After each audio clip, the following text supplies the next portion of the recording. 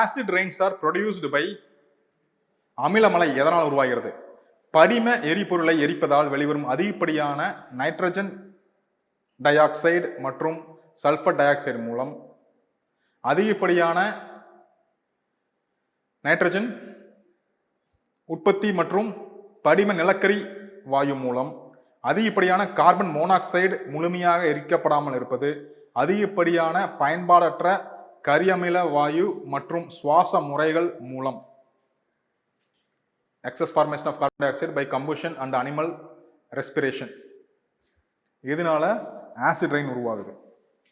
இது எல்லாத்தினாலையும் உருவாகிறதுக்கான வாய்ப்பு இருக்கிற மாதிரி தான் தெரியுது.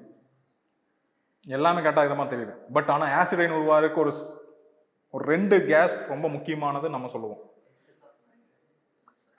அமில மலையவே இன்னொரு பேர்ல சொல்லுவோம், சல்ஃபர் ரெயின் இல்லையா? Sulphur rain and nitrogen rain, nitrogen di oxide.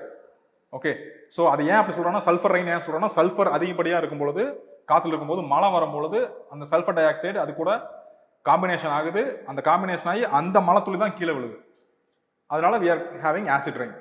Okay, so the answer is excess nitrogen dioxide and sulfur dioxide from burning fossil fuels.